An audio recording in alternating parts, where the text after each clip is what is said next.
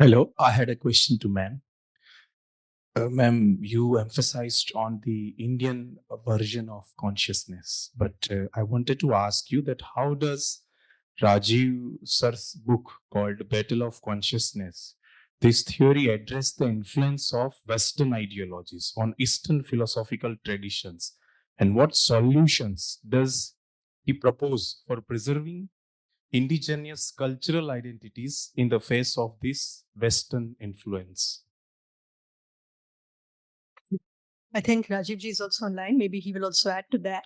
But one of the main things we've been championing from Infinity as a solution to this issues is coming up with our own frameworks, our own terminologies, our own concepts, which can be a part of a sort of a toolkit in response, right? One of them, for example, is the Sanskrit Non-translatables book, which we brought out. When you translate something from Sanskrit to English, you are already to a great extent enabling its digestion. You're enabling it becoming digested into the framework of the West. But when you retain the original Sanskritam word, it retains the context in which it is originally used and hence automatically introduces certain, red pill moments, right?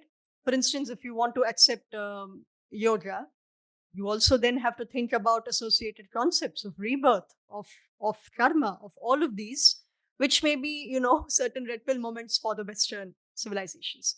So we have come up with these kind of frameworks. Rajiv ji has been pioneering them. And this is one example I can think of. So thank you for the wonderful comments from both of you. I want to basically respond to a little bit to what was said, by the speakers already. So regarding whether this is anything new or not, I think something new is happening. It's not like this is the same thing that's happened before, which Sri Aurobindo already wrote about, that Indian culture is being misrepresented and so on.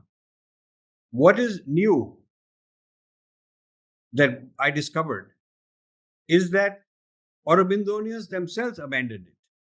Aurobindonians themselves were following Ken Wilber more. The startling discovery was that people in Auroville and some in Pondicherry were saying, yeah, let's adopt Ken Wilber's institute and we can join it. We can, in other words, make Sri Aurobindo a subsidiary under Ken Wilber. This is what is new. You see, when it happened in previous times, there were Indians who were resisted. They were nationalists. What happened to those great nationalists today? Where are they? There were people who would fight back. There were people who would say, I don't want to be digested. I am who I am. But today, the elite, whether it is industrialists, whether it is university professors, whether it is media people, including many gurus, they have gone along with the idea of being digested into Western thought. Like Manogna said, even Sanskrit is being digested. It is being translated into English and Sanskrit words abandoned. We talk about soul rather than Atma. It is not the same thing. It is not the same thing. We talk about breath instead of pran. It is not the same thing. We talk about energy instead of Shakti. It is not the same thing. So that what is new is that we have accepted the Western latest colonization. We say we want to be post-colonial, we want to be decolonized, but actually many books I've written, one called Snakes in the Ganga, is all about how we are today getting recolonized even worse. Pehle, we were colonized by the British, now we're being colonized by American thought. And everybody from the top to the bottom, they're all trying to become Americanized. That's new. That is new. Now, it is easy to say that we're all spiritual because we're Indian. When we say we are all spiritual because it comes across like it's a racial DNA quality, you don't have to do any work. You don't have to do tapasya. You don't have to practice. You'll just be great because you are born in India. That's not how it is. That is going to lead to disaster. You have to do the yam, niyam, tapasya, sadhana. You have to live a sattvic life. How many people are living a sattvic life? Look at any university. I don't know about Auro University, but you look at any university in India. The students are not really studying. the idea is to pass exam, get a degree, go get a job. They're not into some spirituality thing at all. So I don't think it is the same. I think things have gotten, we are as far as spirituality is concerned, there are pockets of Indians who are really interested in getting ahead spiritually, but there are also very, very large masses who are looking for a very practical how to make a living, and they're not interested in spirituality. You go to any schools and colleges, they are just interested, how do I pass this or that exam and go to America and get a job there, or whatever it is. So they are becoming very materialistic. Indians are becoming very materialistic. So I would not be very complacent and very overconfident and say that there is something in the Indian DNA superior, so we don't have to do any hard work. That's not true. I mean, unless you work hard, you have a poor performance, whether it's Olympics or whether you have what's happened to the Hindus in Bangladesh. We cannot just say that all this will be solved on its own because it's happened before and all that. That is not. I feel that that is not the Kshatriya response. We need a Kshatriya response where people are actually saying, "Hey, listen, I have to stand up and defend all this because I don't accept it." And it won't just happen on its own because the same thing has happened before and it take care of itself and so on. So I feel that the situation is more serious now than it ever was, because the mass media, the social media makes it easier to spread any kind of knowledge, including nonsensical knowledge. And AI is going to make it even more powerful for some elite people to spread their point of view. Okay, and so Indians are actually the next generation of Indians are more challenged if they want to retain their Indianness and yet get a job, yet be able to make a living. So I would be cautious before being too optimistic. So that's my point of this. Based on what I've come across, the challenges we are facing today are far more serious than they were in the past. Even though at that time we were under the British, and today we are supposedly independent, but voluntarily we become Westernized, Americanized, Anglicized. Look, we are all talking English right now. So how many people want to really study Sanskrit? How many? Very few. How many? Everybody. You see, when I used to come to India 30, 40 years ago and stay in my mother's house, which is where I'm staying now, the driver would bring the servant would bring their kids and say, Saab ko namaste karo. We said namaste. They were wearing Indian clothes. They would join in the pujas. Today, the staff will say, Sir ko good morning bolo, not namaste. If I say namaste, they will feel that I'm talking down at them. It is something inferior. That is, I'm talking down to people because namaste is old fashioned. Good morning bolo. So, and they want their kids to go to a school where they will wear Western clothes. The girl should not wear salwar kameez or anything like that. She should wear skirt, because that way you become Westernized. And it should be English medium school. So this has happened at the grassroots. It's happening in villages also. The Anglicization, the Americanization of thinking, it is in the NCRT, it is in every aspect of Indian life that we are getting more colonized. So I would want to give that warning to people. Thank you very much. Though I want to ask a very different question, but because of the last thought of Rajaji, I have changed my mind. I am not sure that I would like articulate my thoughts quite well. So I just request to understand the sentiment for it. And my simple question is like a very broad one. As I study the Aurobindo sculpture, the philosophy of mother and everything, I'm like just curious about how would we bring that level of consciousness into the civilization. When we talk about the understanding of Western world, we must think about our own civilization. And when we try to do that thing, and already I acknowledge this university is doing their job, but like when I talk about the whole of civilization and how we can defend it, like whenever I've seen in the history, whenever we try to get our thoughts or get our philosophy to the masses, there is some Western thought coming up and just diluting or misusing or like any dogma, like they spread any dogma for that. So the whole solution lies in India becoming more spiritual. In the root, in the subconscious, it is spiritual. but in practice it is not spiritual. So the point is that we should increase the spiritual force by tapasya, by whatever means. That is, that we should practice spirituality. Then only Indian spirituality can gather the force to counteract these things, because we should not deal. It is necessary to be aware, but we should not deal them at the same level. We should deal them at a higher level, and the higher level is the spiritual, which we have, which they do not have. So the whole solution lies in India becoming more spiritual in practice, in fact, rather than in subconscious. We have spirituality in our subconscious. We have spirituality in our race psychology, but we should be practicing it much more forcefully, much more powerfully to raise the spiritual power so that this can be counteracted. Rajiv sir, am I audible to you? Yes, you are, please. Yeah, so this is Dr. Monica Suri from Auro University. So I, being a learner and reader, I was just reflecting since last 1 hour on the topic of your title of your book, which is actually talking of the battle for consciousness theory. And I was thinking continuously about the battle of consciousness theory. So that was giving a lot of conflict to me within myself, that the moment I was thinking of for, it was taking me more external, talking about different patterns and ecosystems that have been created outside me, as a person, as a part of this global, ecosystem.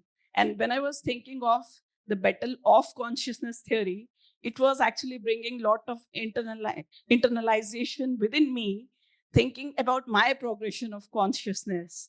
So as just because of those strategies and theories which you're talking about, I think you're giving the both perspectives, understanding it externally also and understanding it internally also. So I just want to understand from you, like you thought of the word battle.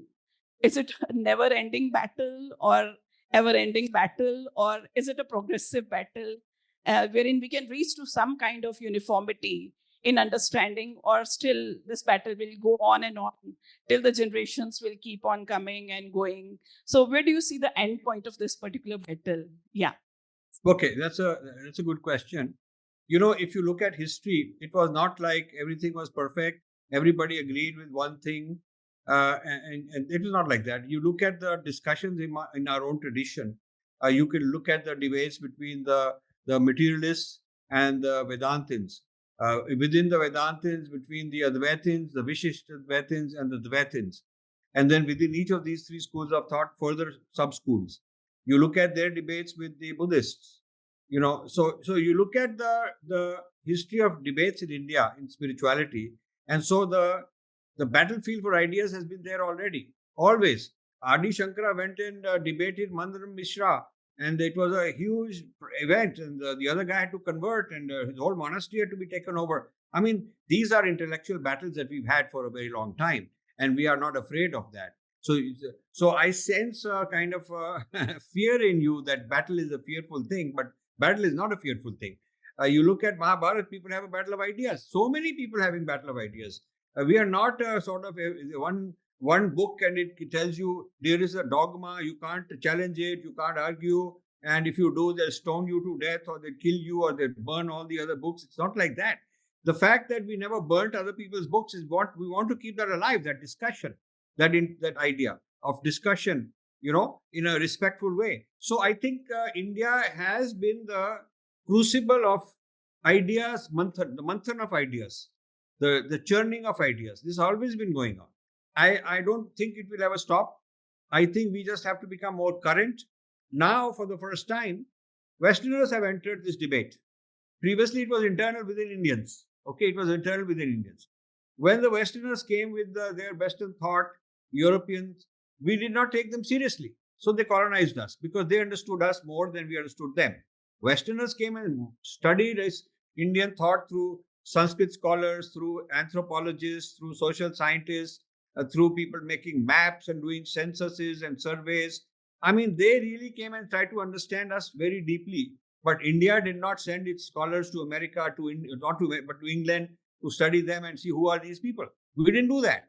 We didn't when the Arabs, when the people from the Middle East came to conquer us, we did not send scholars there to see, okay, let's find out who are these people, what is their ideology, what is their game plan, what are their strengths and weaknesses, what do they want, so we can anticipate how to deal with them. We were so arrogant, so full of superiority that, oh no, we are this great, lofty, nothing can ever happen to us. Because of this arrogance, we became slaves because they outsmarted us. They understood us, understood what are our weaknesses, how to navigate and how to get the better of us. We did not do our Purva-paksha of them. They did the Purva-paksha of us.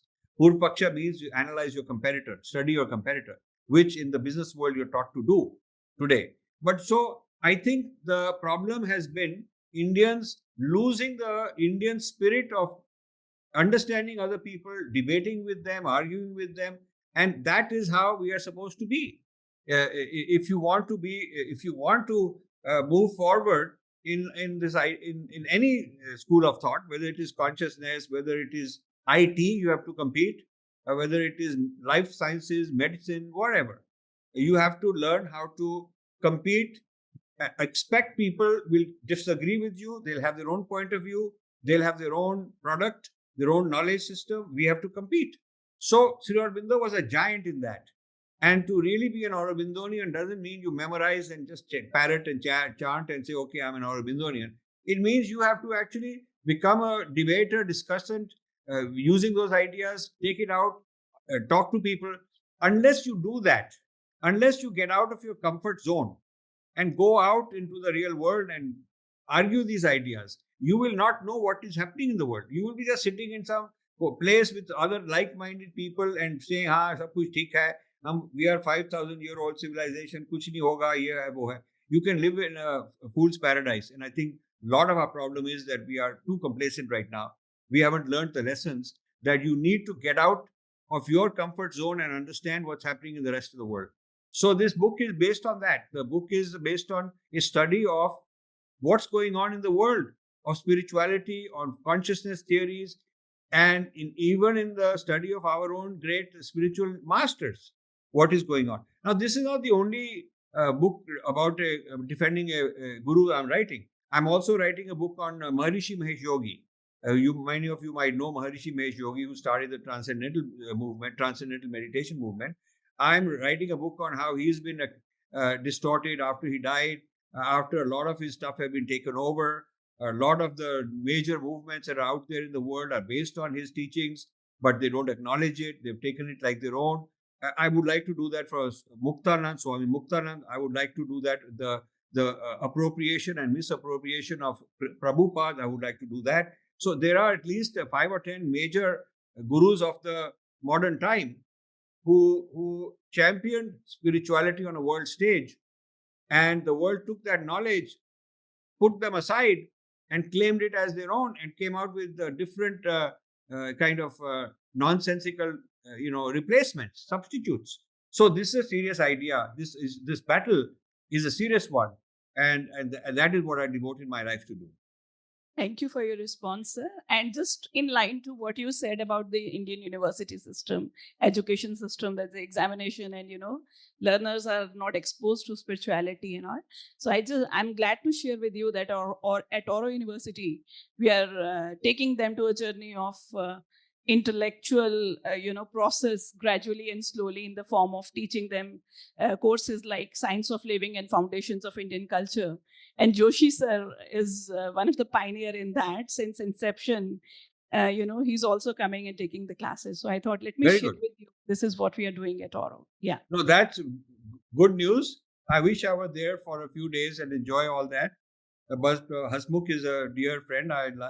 He came and visited me some months ago, and we became good friends. And I would love to be more connected. It's obviously a very good place because he's so much into this himself, and he's brought this idea. And Joshi ji is a great person who's bringing it forward. So for the young people who are assembled today, I would tell you that you are very lucky being in a university like this, because you are learning how to be pragmatic, how to have a career, how to make a living, compete, at the same time have a spiritual foundation. Because the spiritual foundation is not just for nostalgia and to feel proud Bharatiyas and all that. It will give you the spiritual tools to be stable, not be so fragile, not be so emotional, but to be strong. to be strong, you need to have a spiritual anchor. And so from that, if you're a regular meditator, if you do yoga, if you practice these kind of techniques, even your practical life will be more successful. So that's why I'm very happy to that the first forum where our book is being discussed is this today. This is the first time we're discussing this book. It is not even announced. It is not even released. But because of the importance I gave to Auro University and to Hasmukhji, I thought that we should accept his invite and discuss this book here. Namaskar, sir. I have one question to Rajiv, sir. Like you have a background in AI and technology. So as we all know that this Gen AI tools has already collected all the written knowledge which we are having in our ancient knowledge and books. So I would like to question that how serious that threat is. What if they rebrand it as a Western knowledge and they just refer to the sources of Western knowledge and Western website and philosophies and rebrand it as a Western philosophy instead of the original work of ancient Indian philosophy? No, this is a very, very good question. This is actually the most important question. I'm glad he brought it up because I am very concerned about this. I have written a book called Artificial Intelligence and the Future of Power. Artificial Intelligence and the Future of Power. Just look it up. It's a book about, I think it came out some 5, 6 years ago or something like that. There I'm discussing all this. There I'm discussing what are the advantages of AI, what are the disadvantages of AI. And one of the problems is that AI is going to become the big plagiarizer, a big appropriator. So now AI will become the one claiming that this is the philosophy that ChatGPT has come up with, not a philosophy that it copied from somewhere else. Because AI can copy and rewrite it in its own language very quickly. In a second, it can rewrite the whole thing. You feed a chapter, it will rewrite it on its own, and you will not know where it came from. So this is a legal issue also. People are fighting legally that AI is stealing intellectual property. It's not just text, but design, art, music. People who are designers are concerned that their original artwork, AI will just take it, copy it, make a little change, and do something else and sell it as its own. So this makes AI a kind of a new colonizer, a new kind of digester, new kind of colonizer. And the question you raised, a very, very serious one. So what we're trying to do, and we want others to join in and help us, is we are trying to create a different kind of an approach to AI, where we will try to make it more dharmic and more Vedic oriented, and give sources, give the reference that this came from the Rig Veda, this came from here, this came from there, and so have a kind of a approach to knowledge based on our texts and our shastras, with full acknowledgement and with full references to the original source. This is not an easy thing to do. I wish more of our rich industrialists would be involved in something like this, but they're too busy helping Amazon and helping Google and helping Facebook and using Microsoft.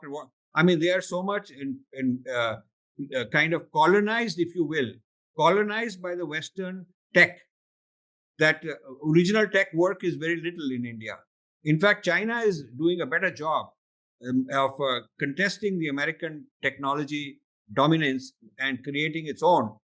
China is way ahead of India in AI and quantum computing and all kind of things. So they are trying to be totally free from the American and the Western domination and create an alternative.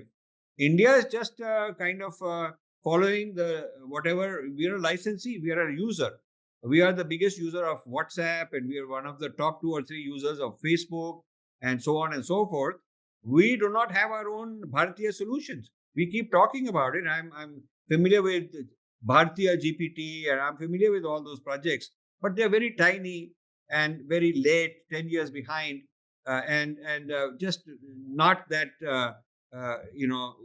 not at the cutting edge. So I have a concern that AI will help a civilization beat other civilizations in this civilizational narrative going on, this civilization competition going on, which, to the previous question that the lady asked, is a never ending. The Kurukshetra of ideas is never ending. It'll never, it was always there. There was always a Kurukshetra where battles were going on, battle of ideas. There always will be. You should not expect that, okay, everybody will agree to one thing. It's not going to be the case. This battle of narratives will go on. AI will become one of the force multipliers. Those who have more AI will be better off than those who don't. And this is exactly why I'm doing these kind of projects. And thank you for asking that. Thank you, ma'am and sirs, for this thought provoking discussion. I'm sure of all of us here are taking with us some new learnings today. I would take this opportunity to express my heartfelt gratitude to our Honorable Founder President Sri H.P. Rama, Honorable Provost Professor Parimal Vyas, the university leadership, esteemed panelists and guests, team from the Gujarat Young Thinkers Meet and participants, faculties, volunteers, the IT team, and the housekeeping team of Auro University for extending their unwavering support in making this event a success. With this, we come to the end of this panel discussion. I would request everyone to please rise for Vande Mataram.